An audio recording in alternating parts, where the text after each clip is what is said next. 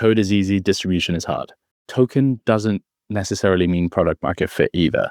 Airdrops don't mean retention. Yield doesn't necessarily mean utility. Hey everyone, welcome to the Smart Economy Podcast, where we ask your favorite builders the questions you wish you could ask yourself. This is a production of neonewstoday.com, and I'm your host, Dylan Grabowski. In this episode, we're joined by Aryan Sheikhalian, the head of research at CMT Digital, a blockchain and Web3 proprietary trading and venture capital firm focused on early-stage investments that accelerate the adoption of blockchain technology. In this conversation, we discussed Aryan's introduction into the blockchain technology sector when he was in college, the early years of CMT, and how the CMT Digital subsidiary evolved in the post-Silk Road auctions, the stage of projects that CMT Digital likes to invest in, the role that VC plays in blockchain industry's maturation, key takeaways from the past 8 years, and so much more. Just a reminder, nothing said on this podcast is a solicitation to buy or sell any tokens, and that the guest or host might hold tokens discussed in any given episode. You can check out a full disclaimer at www.neonewstoday.com. If you enjoyed this episode, please rate and review it on your favorite podcasting platform, and don't forget to share it with friends and family. Every rating, review, like, comment, and share helps us reach more people and bring you more of your favorite guests. I really enjoyed this conversation with Aryan, and I hope you enjoy it too. Hey everyone, welcome to the Smart Economy Podcast. Today we're joined by Aryan Sheikhalian, the head of research and investor at CMT Digital, a VC firm that is investing in early stage blockchain projects. Aryan, how you doing today? Hey Dylan, great to meet you, mate. Thank you for having me on.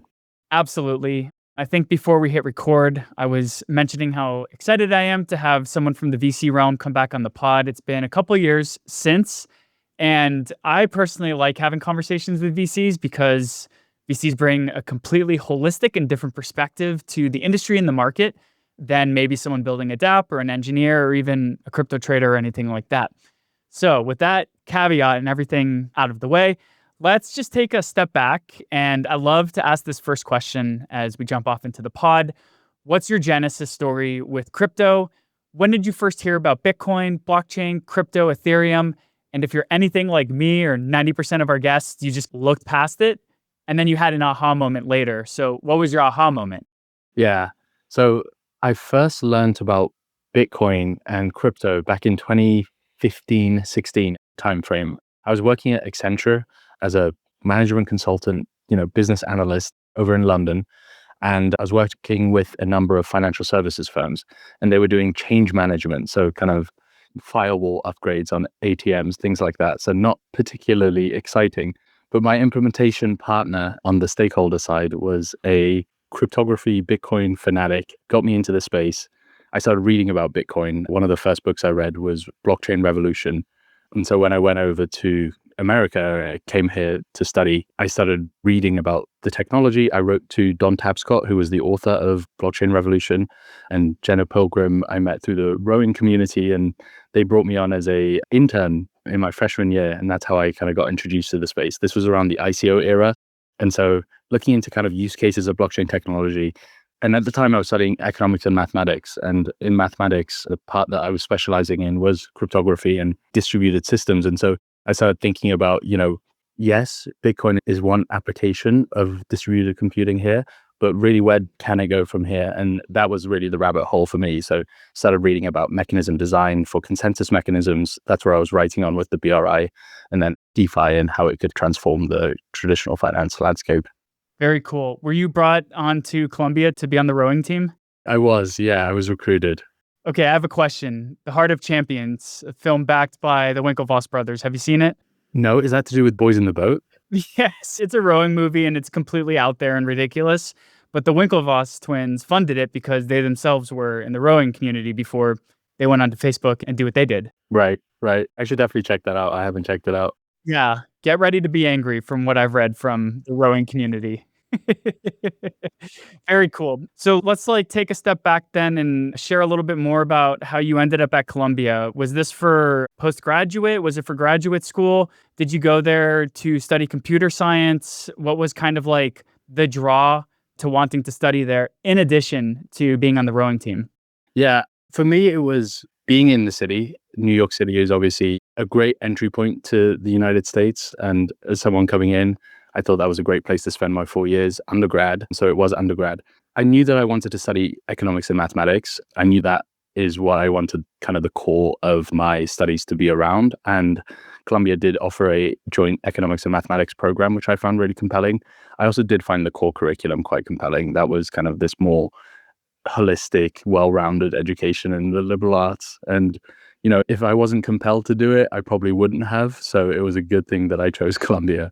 But being in New York back in 2017, after I got back from the Blockchain Research Institute, I helped co-found the Blockchain Club at Columbia. And in the early days, it was useful being in the city to be able to access all the events that were happening downtown. And yeah, if it wasn't for the city, I'm not sure if I would have had that same level of early exposure. And what was the general excitement about the blockchain club at the time? I would imagine since we're talking 2017 ICO era, there were probably a lot of interested people. In 2022, I went to a wide variety of universities across the US to go talk about building careers in Web3 and spoke with blockchain clubs in the Midwest, along the coast of California.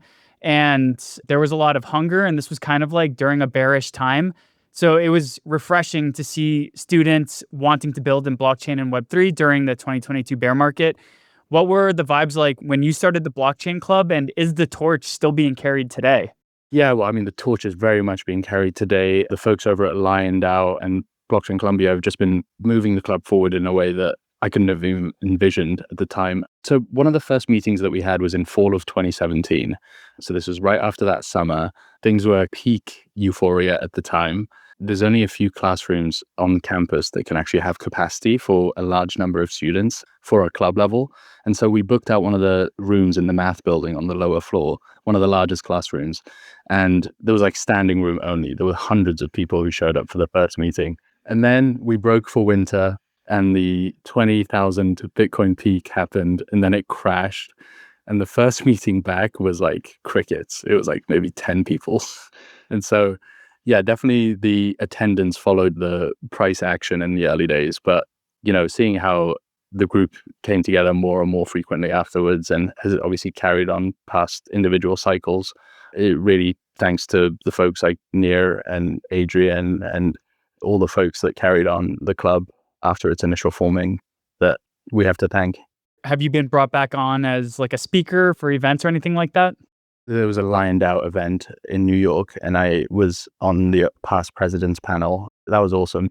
Cool. Yeah, that's awesome to come back to your alma mater and espouse the ways of working in this industry. Do you recall during the time if your professors were skeptical of the technology? Were they more focused on Bitcoin as an asset? Because a lot of skepticism I've heard from academia has been more tied to the price action and its volatility. And that kind of overshadows the technology and the innovation that it represents. Right. And I mean, perhaps I was a little bit too early to be able to feedback because when I was studying, there wasn't a huge number of classes that were available in blockchain. A lot of them were geared towards the business school, but I've connected with Siamak from Columbia since, and he seems to be doing some great work there in getting kind of more crypto native thought around the topic. But, I think it's something that people have started out very pragmatic in the academia realm and have become slowly more and more pilled on the topic. And so I think we're at a healthy medium where obviously academic rigor with distributed computing goes back decades. And a lot of the foundations are still rooted in theory. And so there's no reason for that to change. It's just a question of applications of the technology and how that's covered. And I wouldn't be able to tell you. I wonder if the pipeline, and this is probably a speculative question, if the pipeline has gotten a little bit more solidified or become more amalgamated as we've seen TradFi institutions start to build out their L2s. We see TradFi institutions start to create financial instruments that are baked around these digital assets. I just wonder if business schools are starting to funnel more students into the Web3 space because we are seeing this kind of I don't know if it's the right way of like a stamp of approval from historical institutions, but for lack of better words, that's essentially what we're seeing, especially in the past year or two with the Bitcoin ETFs. I'm not sure if you can even provide an answer or have any insights to that.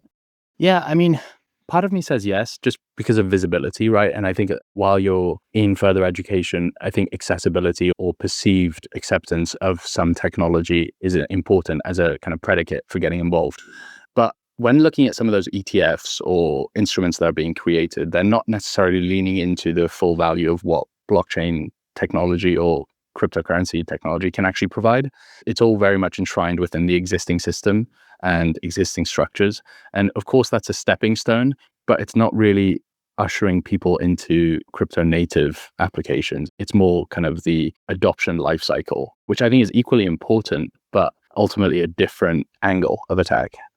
Yeah, I was actually having this conversation last night with somebody where, maybe this time in this market cycle is different because in previous market cycles, we would see Bitcoin accrue all this value, and then that would leak out to altcoins, to other Web3 verticals because profits were taken and they were distributed into other ecosystems. And maybe we don't necessarily see that because, as we've seen in the past year, Bitcoin rallied largely probably due to these ETFs, not financial advice. I could just be pulling all of this out of thin air. But this has been my speculation that the Bitcoin price has appreciated because we've seen a lot of TradFi institutions acquire Bitcoin. However, it's been in this kind of TradFi wrapper. And so it feels like it's almost moated off, or it's like stuck behind a moat from the rest of the Web3 space. So maybe this time is different because we won't necessarily see these gains and these profits be taken off the table and distributed into NFTs, L2s, what have you. And so I wonder if maybe this time is different because a lot of this value is encumbered within a TradFi wrapper. Yeah, for sure. And I think that's part of Bitcoin's story of finding product market fit. I mean, Bitcoin's product is being the ultimate kind of protection against currency debasement. If that product had found product market fit in cycles past, we wouldn't have seen that leakage to altcoins. And so I think if Bitcoin's value capture and the lack of an altcoin cycle that we're seeing this year is reflective of that, then I think that would make sense. I mean, institutions aren't going to take profits and rotate into Milady NFTs, but individuals may. So I think that makes sense. Yeah, institutions aren't here for the culture yet. So before we get into what CMT Digital is doing, I did just want to touch really quickly on your tenure at Blockchain Research Institute. How did you get connected with that team? What were you working on? And then how did that kind of like funnel you into being in the space full time? Yeah, I got connected to the team. So shout out Jenna Pilgrim from Coin Fund. Her and I became friends through the rowing community. She was also a rower. And I expressed my interest in the space, and she connected me with Don Tapscott, and that's how I started working at the Institute. At the beginning, it was very much try and absorb as much as you can, learn about ICOs and learn about EOS and ICP. And, it was interesting. And that introduced me to, so the first research that I did with them was on how mechanism design impacted a rollout for these projects. And in the early days, there was obviously a lot of experimentation on consensus mechanisms. And so the research was basically looking at 2,000 or so different projects with different consensus mechanisms and running regression analysis on mechanism design. So looking at, for consensus itself on a scale of 0 to 1, how decentralized is consensus? Is voting a black box or is it delegated proof of stake? So all of these different design choices that you can make for consensus, we kind of laid out and tried to find significance when it came to long-term price performance, traction of the project. And it's interesting because the only thing we found significance at was governance at the 5% level. So if there was governance inherent or present, then the token was likely to perform better. But a lot of the time, the governance wasn't actually implemented. It was just kind of touted or marketed. And I think that's interesting because some things never change. What happened then? Because I remember in 2017, it was if you had your white paper with your consensus model and TPS kind of shilling that, then that was the killer thing that would attract people to coins. And today in 2025, we rarely hear about consensus mechanism. We rarely hear about TPS and the throughput of the network, unless, of course, you're talking about Solana. So, where did that go? Did we just, as an industry, mature beyond this kind of like single thing that was super impressive about distributed networks? Or is it just swept under the rug now and just a minor part of what people look at when they're looking to build on these networks? Yeah, I mean, I do think it's a minor part now. It is obviously still a major part of the decision when you're looking at what environment to exist on. But the reason I think it's become less of a important consideration is because we haven't really tested the upper bounds of these things, because there hasn't been application activity that's broad enough to actually justify one TPS over another. And I'd say that becomes more of an important conversation when we do start reaching those upper bounds. And kind of parts of my thoughts around Ethereum's future kind of lie in this direction specifically. Has all of these applications building on top of it and making use of its block space. But to what extent can it actually provide value to those applications in the long run? And it's not as a result of higher TPS, like offloading to someone like Monad, at least today. And so it's a question of which comes first, the environment that can support that high throughput application, or the high throughput application, which then necessitates the environment. Very cool. I want to delve into that a little bit later as we kind of like jump into general trends or kind of like general blockchain conversation levels in 2025. But let's first figure out how you got connected with CMT Digital. You're based in Chicago. Is the team based in Chicago? How did this relationship form? Yeah, so CMT Digital is based in Chicago. I'll give you an intro to the CMT Digital group a little bit more in depth here. So one of my roommates in college was actually from Chicago. I visited in like sophomore year for Lollapalooza of all things. And for me personally, New York was getting a bit too much. I wanted to move to a city that was a little bit more manageable. I'd fallen in love with Chicago since sophomore year. I knew that I wanted to come out here. I was looking at different opportunities within the space, and Chicago was one that I was actually gearing towards specifically. So got connected to the CMT team. Colleen was still here. So Colleen Sullivan and I spoke, and I met Sam and Charlie shortly thereafter on our team. And I think it was just a very good team fit. I found the people here really curious, humble, and highly aware of the opportunity at hand, and being able to explore that in a way that is open to these radical ideas, in a way that's not necessarily encumbered by traditional methods, was really encouraging. And, CMT has this history of being a really nimble firm. It was established back in 97 as a proprietary trading firm. So it came out of the electronic trading markets opportunity. Originally, it was established in Frankfurt, Germany. And so we still maintain those trading activities globally today. But as a trading firm, I think its history has always been rooted in opportunistic engagement. And so in 2013, during the Silk Road auction, the team here saw something unique. How is the US Marshal Service selling Bitcoin in 2013 Wow. even? So seeing that unfold, thinking about the ramifications, and making proactive steps of joining something like the Blockchain Association, which they did really early, and becoming engaged in those early policy discussions really set up the team to engage in a way that would have otherwise been pretty difficult. I'm curious then, in 2013, is it just a small portion of CMT that was set aside to kind of look at this emerging asset class and this emerging sector? Or was this from the top down, a general consensus within the entity that blockchain and crypto is something that we're going to look into? Well, that was it, really. It was Jan and Scott, the founders of the firm, looking into it and seeing the opportunity with Bitcoin and deciding that it is going to be a big portion of the firm's future. And so then that's when CMT Digital was actually established. Initial investments were made around 2015. The crypto trading desk was spun up full-time in 2017. And then they acquired the RIA from the SEC and launched the first venture fund in 2018. So yeah, it was very much a proactive from the founders down that, yeah, this is something that we're bullish on and we want to be part of this broader market transformation.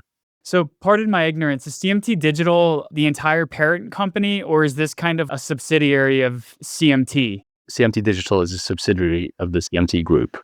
Perfect. Yeah, because if you go to cmt.digital, the tagline is backing extraordinary founders building on the frontier of blockchain innovation. Hell of a title, hell of a lead in.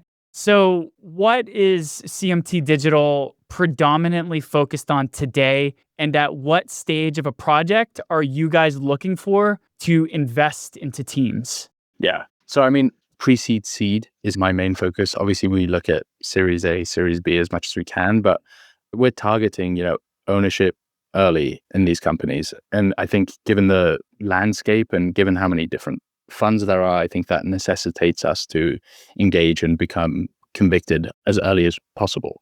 It's important to note that I think since the founding of the firm, the market has gone through so many different cycles, and the types of businesses that we're investing in are changing. And so early engagement, we were investing into the picks and shovels, things like FalconX, things like Consensus, some DYDX, some of the early adopters. But obviously, as that shifts, as the market matures, I think it necessitates investing in other areas. So as applications become more and more viable, looking at the application stack, or if engagement with the TradFi industry starts deepening, looking at infrastructure tooling that could support acceleration there. It has to be a dynamic and proactive engagement strategy or investment strategy, which isn't necessarily the same all the time. Yeah. I think for anybody who's been in the space since 2015, 16, 17, 18, there's probably a lot of earned cynicism from just hearing nonsense shilled year after year and promises made that were never kept. And I remember 2017 ICO era, you had decentralizing everything. We're going to decentralize Uber. They raised $18 million. We're going to decentralize Airbnb. They raised $12 million. And these teams never delivered. And I think like if you've been around for 5, 6, 7+ years, you get grizzled and maybe you don't have the same faith in a utopian future that this technology can offer. But now in 2025, it feels like for the first time that blockchain and distributed storage or distributed systems can deliver something unique. So are we finally there? Are we finally at the precipice where large promises can be made and maybe they can even be kept? Are we at the point in this technology's life cycle where a decentralized application can actually provide more value than its centralized counterpart? I think this is a really important point. And you're completely right. Decentralization has become a bit of a meme, especially for those of us who have been in this space for many years. I like to say that we like to invest in decentralized systems with pragmatism, or decentralization with utility. So we have a strong preference for protocols where decentralization isn't just this ideological target or this kind of signal, but more of a functional necessity. So let me give you an example, like AI. And I know AI has become filled with all of these jargon points and mimetic engagement. But the point is that the data used for training does kind of exist in this distributed fashion. So does the compute is also accessible in a distributed fashion. If the data and the compute both naturally exist in a distributed fashion, if you could make it possible for decentralized training to be as performant as centralized training, then it would position the data and the compute access much more favorably than centralized access, i.e., you'd be able to access the same level of compute and data far cheaper, purely as a function of where that compute and that data already sits. And so obviously so much research has to go into that. Noose Research is doing great work with things like Distro, but the pragmatism holding us back and getting involved until we have a clear picture of how that compute and data access problem is going to play out. But I think for some deep in applications that are rethinking how infrastructure works just in the world, I think the proximity to a viable decentralized product is much, much closer. And that's when we start thinking about things like telecom. Think about the huge capital expenditure that had to go into building those early telecom towers. If technology is moved forward in a way where something like helium can be as performant using alternative infrastructure like these hotspots, then that does start to become viable. And so I think that's why we're looking specifically. We're looking for where decentralization comes with an immediate utility unlock that can look to kind of risk the incumbent's business model. We always talk about onboarding the first billion users into blockchain networks, and people just don't care about centralized entities that own their data. We've seen all sorts of credit agencies leak information. We've seen major corporate conglomerates leak our private information. I'm pretty sure everybody today is used to getting scam text messages and scam calls from some of their data that was leaked onto a blacklist as long ago as 10 years ago now. I remember my first major hack was the Equifax hack. And we, as a society, still just don't care about owning our own data, maintaining, this ability to choose who we want to give our data to. And I'm just wondering if maybe I put on my speculation hat a little bit. We could be at the precipice for society starting to care about something like this when we grasp how significant an entity like ChatGPT having access to all this data and being able to leverage its own internal LLMs and its own internal AI compute systems, when we realize how powerful a centralized entity like this can become, do you think like this is like a Mr. Robot moment that could scare society into caring about decentralized solutions and into owning our own data and maybe even like sovereign identity solutions? Or are we still far away from mainstream caring about this stuff? Yeah, I think it's a really important question. I see two paths forward. Either users gradually, slowly start to care about decentralization when they experience a centralized failure for themselves personally. And obviously, that's going to be a slow, linear adoption cycle where individuals are either the victims of a hack or a data breach or data exploitation, and they just decide enough is enough and I want to evaluate alternatives, and at which point decentralized systems can provide a viable alternative. Sure, I see that as one approach. I do think that there is a kind of structural shift that could happen with AI if decentralization can slot in to current systems. So, for example, if decentralization can replicate centralized systems, but invisibly and impactfully, like if you can then solve real problems as a result of you having ownership of your own data. And that is such a broader post-market transformation reality because you have so many different industries then being able to collaborate. I'm assuming that one of the main benefits of owning your own data is the portability or the composability that comes with it. And for that to happen, you need to have, market transformation, not just in one vertical, but broadly. And so I think that's as a result of, communities, developers, but also policymakers. And who knows what sort of policies could come out of AI. I also think one of the most important points is the rails, the financial rails. And that's one of the most exciting things about what's happening today in the market. If you have a broad financial rail shift from TradFi stablecoins to DeFi stablecoins, I think that changes the adoption lifecycle for other decentralized systems. Because going back to the point of, why is this decentralized? For any decentralized application, I think they need to answer, what benefit does the user get from this being decentralized? And is the user able to access this decentralized infrastructure? And a lot of the time, the benefit of decentralization is around incentive coordination. For incentive coordination, you need a viable, scalable way of coordinating those incentives, which is, for lack of a better word, money. And so stablecoins being ubiquitous with TradFi definitely accelerates that, in my opinion, because it enlarges the pool of participants. Yeah, so we actually just saw here in the States the Genius Act get signed into effect by President Trump. So, what is the significance that this has on the industry? We won't see any rubber meeting the road probably until 2026 when these laws are enacted and come into effect. But what's the significance of this moment? A lot of people who are probably like OG cypherpunk Bitcoin diehards probably are thinking this is a big bootlicking opportunity where we have stablecoins representing the US dollar, increasing the hegemony of this fiat currency being distributed across the world on a brand new technology rails. You might have a lot of cynicism from OGs, but stablecoins are probably the killer crypto use case and have been for the past 2, 3, 4 years, maybe even. So what's the significance from your perspective of the United States finally enacting some stablecoin legislation and having a pro stablecoin outlook now in the US? And how does that emanate to the rest of the world and into the work that you do? Yeah, I mean, I think it's hugely impactful. We've been waiting for this sort of legislation as an industry for many years. For them to be signed or announced on the same day, I think was pretty impactful as well. There was a lot of euphoria there.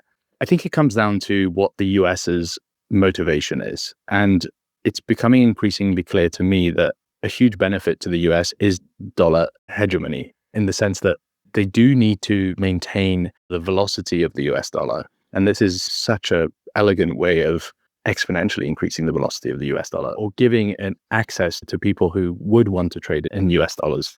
But it's expanding it outside of the jurisdiction of someone like Swift, which is pretty interesting considering that's never really happened before. And it's happening at a time when other countries are talking about BRICS and alternative currencies. And so I think it makes sense from that sort of policy perspective. And that's perhaps why we're seeing this shift in the outlook.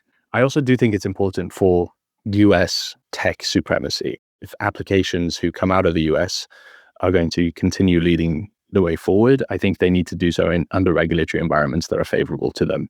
And I think that was just a swing back in terms of policy outlook under this administration. Feel free to let me know if this is too policy, too macro, or just outside of the general realm in which you have an insider opinion on this. And not to get too political, but when we saw Russia invade Ukraine, the US responded by sanctioning Russia and kicking them off SWIFT. In my perspective, that was kind of doing something that the world thought was unthinkable. The US kicking off a superpower off of the payments rails. And so to me, that was a point of no return. And ultimately, it seemed like blockchain rails were going to win because they were this permissionless, borderless network in which anybody can transact on. So was the result of removing a superpower off of SWIFT, did that kind of supercharge blockchain-enabled international payment rails? And was it almost inevitable that we were going to have pro-stablecoin policy in the US? And again, if this is like out of your wheelhouse, please feel free to let me know and we can move on. Yeah, I mean, it's a really interesting question. I think it might not have necessarily supercharged blockchain payment rails specifically, but I think it definitely reframed, in a way, how the world thinks about financial infrastructure. I mean, the significance is really, this is like, what was it, the first G20 country that was pulled off of the system? And SWIFT obviously was seen as neutral plumbing, in the sense that it was financial infrastructure that anyone has access to. But at the same time, we saw China moving towards more of a CBDC type program and CIPS integration. And we saw sanctioned and non-permitted nations began exploring that kind of Bitcoin mining, as we saw in Iran, and USDT settlements. But I don't think it supercharged blockchain payments equally. I think narrative and legitimacy wise, yes, crypto saw a boost. On-chain FX saw an increase in adoption. Stripe, PayPal, Visa obviously started getting involved.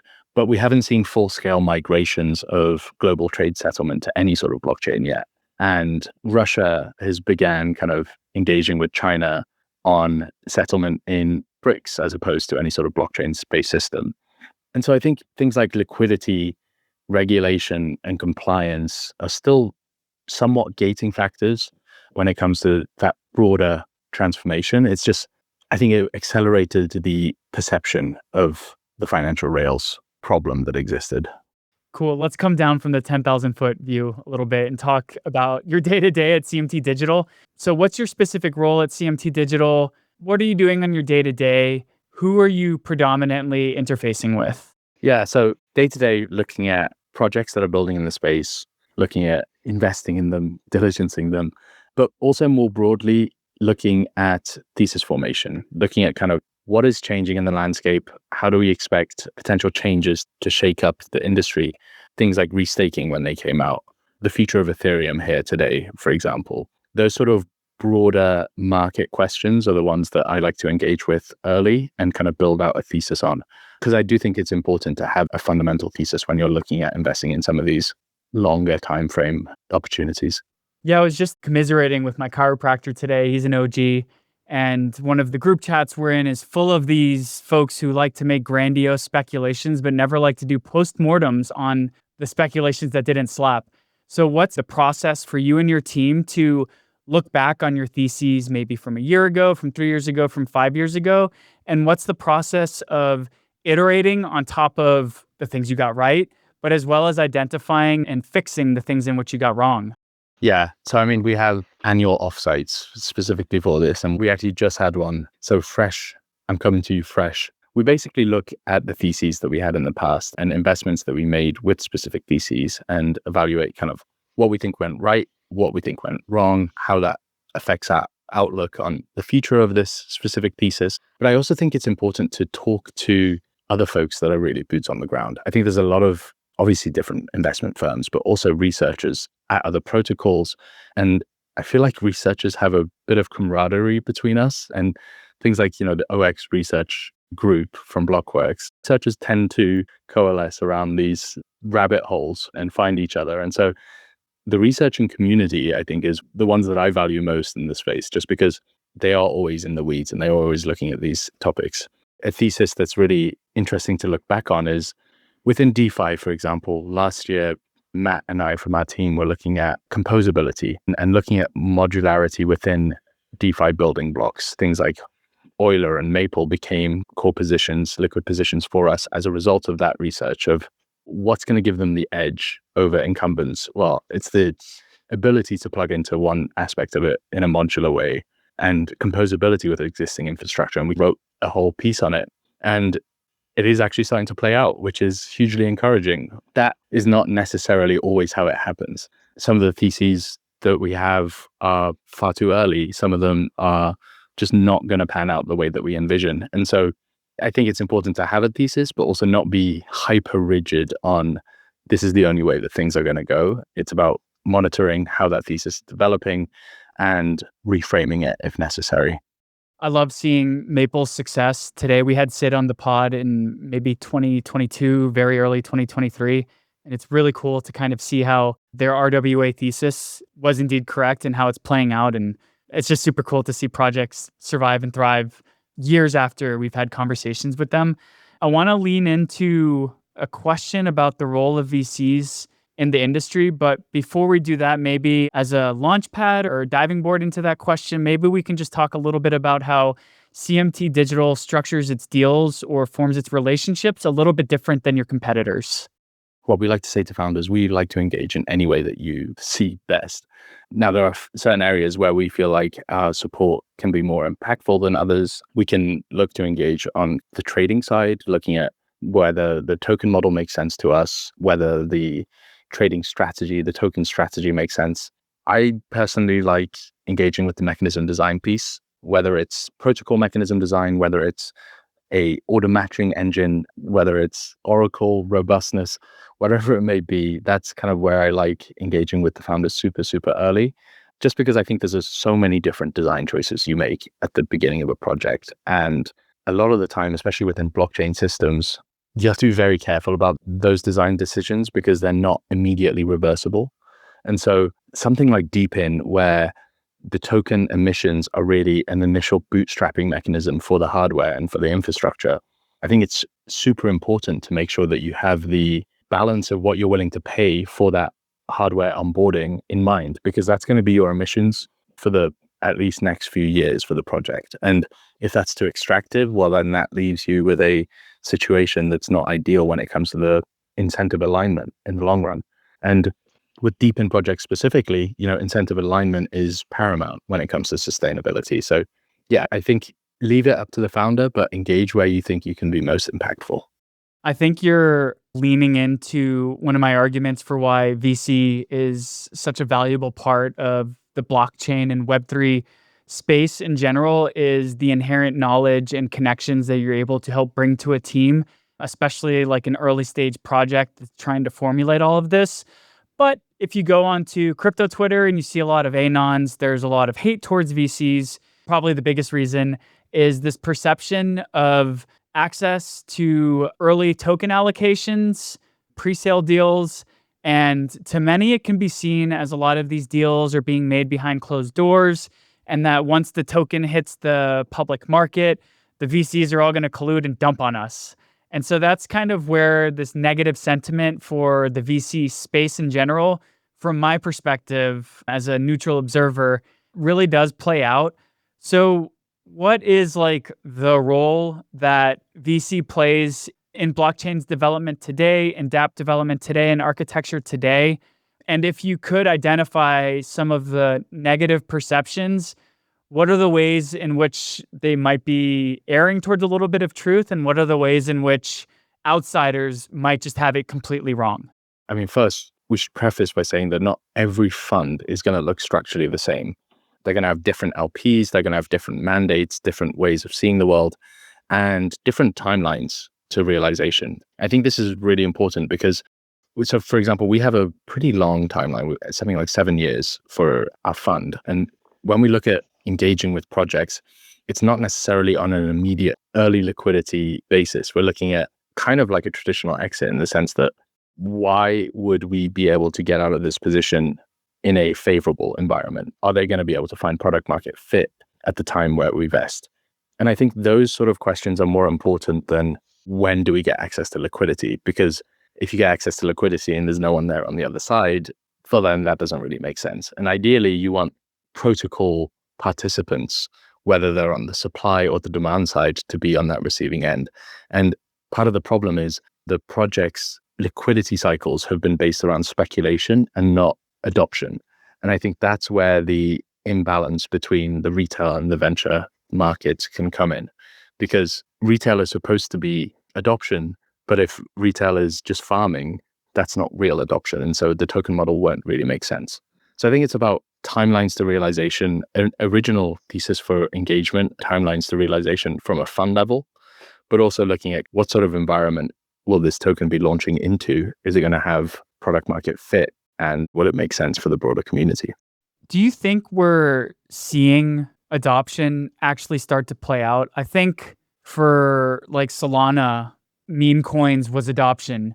You had to have Sol in order to launch these meme coins. And is that the utopian future we were promised in these white papers, that people were going to be trading shit coins?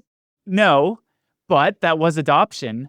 So are we starting to see like real meaningful adoption start to take place? And it doesn't necessarily need to be like world changing, but I do want to hear if the ticker is moving into the right direction. I think it is moving into the right direction. I think the meme coin cycle is really just as a result of the same product market fit that crypto found back in 2021, which was speculation. DeFi, NFTs, meme coins are all going back to that same product of speculation. Now, I do think that we're seeing adoption when it comes to non-speculative use cases, but the adoption curve is much slower. The adoption curve with speculation is fueled by this feedback loop of outsized returns, drawing more people in, and so on and so forth. But the adoption cycle, when we're looking at real world transformation, I think is different. And I do think some deep-ins like Helium are starting to reach that adoption. I mean, being able to offload, I think, is adoption. Whether or not that's the same level of adoption as speculation, probably not. But I have more faith in it being longer lasting than speculation. Now, speculation will always be there and may always be the primary product market fit for crypto projects. But ultimately, I think the incentive alignment or the power of adoption within incentive alignment is far more broad reaching. It's just harder to get adoption there. It takes longer and it's not as much of a hockey stick growth pattern. But I do think that's where the sustainability comes from. For almost the entire time I've been in this space, I got in 2017, and Ethereum to me always sounded nice on paper, programmable money, smart contract functionality. And we saw, as you were just mentioning, over the cycles, we've had these speculative bull bust cycles with NFTs, with meme coinery, even with Food Coin Summer and DeFi Summer. And it wasn't until this year when, for the first time ever, a real world use case for the value that Ethereum as a network and maybe even ETH as an asset started to play out. And that was largely when BlackRock launched its BUIDL fund. And we started to see these TradFi institutions tokenize their assets. And now these assets are starting to live on Ethereum amongst other networks. But as we also start to talk about L2s and settling onto Ethereum, maybe as a data availability layer, we're going to possibly see the ship turning around of the L2s being a vampiric effect on Ethereum and the ETH asset itself. And as we have something like based rollups start to take effect, where Arbitrum, Base, maybe even future Fidelity chain, JP Morgan chain, They have their own L2s, but they settle on and they leverage Ethereum as the security network. Are we moving to a place where Ethereum as a blockchain network, as an L1, can start to provide a real world use case for L2s, can really start to drive actual activity that's a necessity, and maybe even remove some of the speculation from ETH as an asset? And are we entering a phase where ETH can have utility and maybe even just maybe because of market demands, we can see supply demand cycles pushing the price of ETH as an asset up because the market demands it for utility? Yeah, I think that's absolutely right, Dylan. I think ETH as an asset is changing fundamentally. So I've wrote an op-ed on this actually, which should be going out in the next few weeks here. But in a way, Ethereum's already kind of won. It's become the de facto platform for asset issuance and on-chain finance and smart contract development. I mean, EVM is still, Solidity is still in the lead there. Now, is it the best? Probably not, but it's got that market traction. It's got that adoption. It's got that buy-in. But it is heading towards a strange paradox in the sense that Ethereum is going to be everywhere, but it might not be the thing that anyone's excited about at any given point. And depending on your perspective, that's either its superpower or its biggest weakness. So I think, yes, Ethereum is moving towards being a full just DA layer. And I don't think that the roadmap is particularly shy about this either. I mean, the goal from what I can gather is to strip down the base layer to its bare essentials of things like finality, settlement, and data availability. And then the L2s, whether they're base rollups or whether they're optimistic rollups, hopefully not, whether they're ZK rollups, execution, state, data, computation, everything is offloaded to these layer twos. And so the enabling technology, I think, is really lying in zero knowledge. I think we're seeing the Ethereum Foundation start to prepare for this as well. I mean, the risk-free framework that came out of Vitalik's proposal, I think, is indicative of that, an environment where the base L1 is just proving. But I think that this environment positions ETH as an asset in an interesting way because things start to look less certain for ETH as an asset.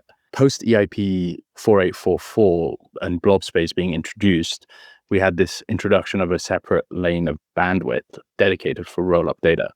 And they obviously made gas fees lower, both for the user and for the rollups, but it changes Ethereum's demand drivers, I think, pretty fundamentally. Blob space has now created this new hard to price asset, and the demand curves are pretty nascent and unpredictable. And so ETH as an asset has started to change, where before it used to capture, I mean, it still captures a lot of fees through EIP 1559 and gas fees, but demand for transaction execution and blob space. But the demand for blob space is going to have far less of an impact on the demand for ETH than demand for L1 execution directly. I mean, gas fees were pretty high, right, on the L1. And so ETH as an asset needs to change. Does ETH look like a low volatility bond in the future with staking rewards? Are we going to price it off of the future staking rewards? Does it behave like AWS bandwidth, where you want access to the bandwidth to be able to post onto L1? Does it even remain the centerpiece of Ethereum's economy? And I think these are the questions that ETH needs to answer, in the sense that how do they want the users to engage with ETH? What is ETH going to be representative of? And what can ETH L1 DA provide that others can't? What's kind of the feedback loop that keeps users coming back to ETH L1 DA as opposed to something like Celestia? And I do think there's something there, whether it's state reconstruction from the L1 for interoperability across different L2 environments, where you have a global state across all L2s. I don't know what it may be, but I think there's something there to allow ETH DA to go forward. Yeah, that's the thesis that I choose to be bullish on, something similar to that. And as you brought up, EVM is kind of king right now, and Solidity's king. So Ethereum has this opportunity to kind of leverage all these side networks that are building on top of EVM, and it can really act as kind of the unifying factor for them. But in 2021, I had this kind of modular versus monolithic argument internally, and it feels like it's starting to reemerge in 2025, particularly as we saw a lot of success with Solana from gaining new developers, from gaining traction on new projects, from seeing projects leave other ecosystems and choosing to build on Solana. So we really now have, once again, this kind of emerging debate. Is it going to be a monolithic network that sort of takes off and takes all? Or are we really going to see this value in modularity really start to take off? And from my perspective, it can go either way. We can have these TradFi guys building EVM L2s, or we can have these kind of like large scale corporate entities choosing to build within a monolithic Solana like entity blockchain network. So, where do you view today in 2025 this debate between modular and monolithic? Is it even a thing? Yeah. Well, I think in infrastructure design, it is a thing, but only in the sense that modular systems give you more composability. So, yes, Solana's largely a monolithic structure, but even Solana, I see moving towards more modular type systems. So, earlier we saw network extensions coming out of Solana, and I would consider BAM like a bit of a continuation of that. I don't know if you're familiar with BAM, the things that came up pretty recently. It was a Jito live stream where they were talking about BAM, essentially. BAM is new to Solana, but it's kind of in that same direction as network extensions, Solana's version of layer twos in a way. But I think that if institutions are getting involved with blockchains, to the extent that they go with a monolithic system, if they want any sort of composability with their own existing systems without having to integrate everything or with other potential systems that could exist, they're going to need some modular infrastructure piece to make those two systems composable. And I just don't think that you have that same level of extensibility in fully monolithic systems. Now, does that distinction even exist anymore? Is a good question. I'm not sure. But I do think that institutions will always have to lean on these modular infrastructure pieces to fully achieve the goals of what they're trying to achieve. Love it. Zooming out, wrapping up, final question. I understand this might be a big, I don't want to say curveball, but this is a big question. So, looking back on your experiences as a researcher from 2017 and drawing from all the promises that have been made each cycle and just like earning the cynicism for seeing what has worked and what has failed, I honestly feel like 95% of these dreams that were sold to us have failed and maybe 5% have stuck. Drawing on this experience and still being here 8+ years, how do we take the lessons we've learned since 2017 and apply them to maybe some heuristics for our 5-year roadmap? And can you use these lessons learned to maybe create a 5-year vision for where you think we're going to be as a blockchain industry in that time frame? And I know that's a big, heady question, but I feel like as a researcher, you're going to bring some fire. Yeah, I think every cycle we were sold a dream. 2013, Bitcoin is daily money, going all the way to 24 agents, AI agents. But I don't think that they failed because they were wrong, but rather that they were premature or misaligned at the time. And so I think one of the biggest takeaways for me personally has been, number one, tech alone is never enough. What we can do on a technical basis and the market transformation that we can theoretically bring about as a result of technical innovation is not everything. We can't rely on the tech alone. Code is easy, distribution is hard, generally. And so I think it's important to always think back to that. I mean, there are so many different examples that we can lean on. If we look at the bridge wars, for example, like, did tech win or did the distribution win? I think the second piece is token doesn't necessarily mean product market fit either. Airdrops don't mean retention. Yield doesn't necessarily mean utility. And so I think real usage or real PMF in crypto still should look like organic usage with aligned incentives. Stablecoins in emerging markets, for example. Sure, speculative markets to the extent that people want to speculate. Yeah, I think to lean on product market fit outside of tokens. Cycles, I think, also kill nuance. Like, a dream is sold to us. People get behind this idea and they get behind it so much, so quickly in such a short period of time that the narrative gets overfit with short-term speculation. And I think that can kill the adoption lifecycle that, the best builders often do go through, which is, quiet during hype and reemerge with a product that is just superior to any other. And so if I'm thinking about a 5-year roadmap or plan, invest in things that make sense in a distributed fashion without a token. first, and a token could really accelerate the adoption. Tokens should enhance, not justify the product. Bet on products that can survive, US ban or a regulatory blowback. While we might be in a favorable environment now, that may not always be the case. And so censorship resistance, I think, is important to not lose the context of being compliant and approved from a regulatory perspective. I do think that things like ZK compute do need to go through some level of acceleration for viability, and some level of adoption will rely on, our ability to accelerate the viability of these technical pieces. But I think that's just a function of time. I mean, in short, to try and answer your question, instead of us promising another 10x without the learnings of the last decade, I think the grounded vision for crypto should be, it's not just financial infrastructure, but it's digital public infrastructure, something that's credibly neutral, globally accessible, and resilient to collapse. And only on those sort of premises can you actually go through the Darwin cycles of applications dying and living and being able to survive in the long run. Because unless you have credibly neutral, globally accessible infrastructure to build it on, it's not going to be a reality. That's why I do think modular systems work well. Modular block space, price like AWS bandwidth makes sense, because it's about what are the building blocks of that future going to look like. And so that's why a lot of the things like decentralized provenance, identity for the login layer, like we don't know what it's going to look like, but we can take a guess looking at that future vision of what should that global public accessible infrastructure look like. Fantastic conclusion. Aryan, if anybody listened to this and is excited to reach out to you or to CMT Digital, what's the best way they can contact you or reach out to the team? Yeah, you can just ping me on Telegram. I'm Persian Pariah. I'm an immigrant from Iran originally. That's why.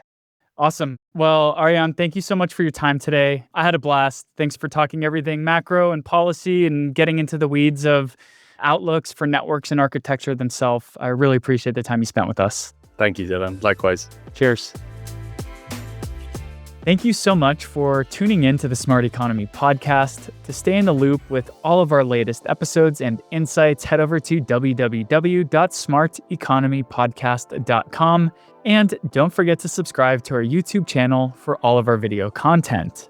If you enjoyed today's discussion, please consider showing your support by liking, commenting, and reviewing this episode on your favorite podcasting platform. Your feedback helps us reach more listeners and bring even better content your way. We'd also love to hear from you. So please drop a comment on Spotify or YouTube to share what topics you'd like us to cover or who you'd like to see as our next guest. And if you or someone you know would make for a great guest, don't hesitate to reach out. We're always looking for fresh voices and new perspectives. And for our NEO token holders out there, please consider voting for NEO News Today as your council representative. We've proudly been serving the NEO ecosystem since 2017, and will continue to do so by putting portions of our council rewards directly back into ecosystem growth initiatives. So, with all of that said, thank you once again for listening to the Smart Economy podcast, and we look forward to catching you next time.